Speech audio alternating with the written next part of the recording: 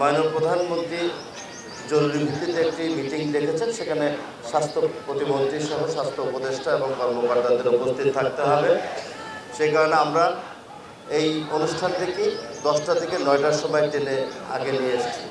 এত সকালবেলা আপনারা যেহেতু এখানে উপস্থিত হয়েছেন, মন্ত্রী এবং জিয়া হায়দার ভাই যে কথাটা বলেছে, আমি খুব আশার আলো দেখছি যে আমরা মোটামুটিভাবে সচেতন ছিলাম বিধায় আমরা সময়টাকে আমরা প্রাধান্য দিয়ে আজকে এই সকাল 9টার মধ্যে এখানে উপস্থিত হতে পেরেছি। আমি আরেকবার ধন্যবাদ জানাই আজকে এই কারণে, আমাদের ঢাকা উত্তর সিটি কর্পোরেশনের বড় একটা চ্যালেঞ্জ ছিল। সেই চ্যালেঞ্জ মোকাবেলায় আমরা মোটামুটিভাবে সফল হতে পেরেছি আপনাদের সহযোগিতার কারণে।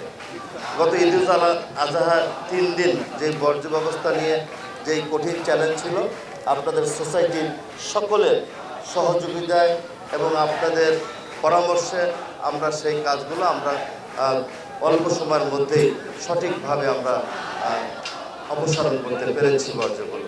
তা আজকে আমি বেশি বক্তব্য রাখবো না।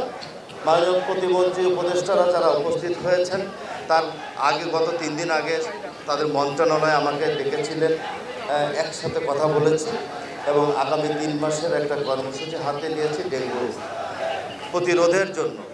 আমরা আপনাদের কাছে একটা কথা বলতে চাই, এখানে মানুষগুলো আছে আজকে অনেক মানুষ, প্রতিটি সদস্য আমরা যদি নিজ নিজ বাসায় আর এই কথাগুলো যদি আরও একজন 5 জনকে 10 জনকে কথাগুলো বলি, তাহলে আমাদের মনে হয় আমাদের কাজগুলো আরও সহজ হবে, আমাদের সচেতনতা আপনাদের মাধ্যমে বৃদ্ধি পাবে। আমরা সিটি কর্পোরেশনের পক্ষ থেকে যে কোনো বিষয়ে সকাল দুপুর রাত নেই, যখন তখন আপনারা যে কোনো বিষয়ে বলবেন, আমরা আপনাদের পাশে থেকে সহযোগিতা করার চেষ্টা করব। সেটা আমার দায়িত্ব এবং আমার কর্মকর্তা যারা আছেন তাদের নৈতিক দায়িত্ব থেকে সেই কাজগুলো করার জন্য আমরা রেডি আছি, তৈরি আছি। তা আজকে যেহেতু আমরা এখান থেকে একটা র্যালি করব, অনেক দিন পরে একটা ভালো কাজের জন্য বাংলাদেশের এবং ঢাকা উত্তর সিটি কর্পোরেশনের আগামী দিনের ডেঙ্গু থেকে বাঁচার জন্য জনগণকে একটু জানানোর জন্য আমরা একটা র্যালি করব। তা র্যালিটা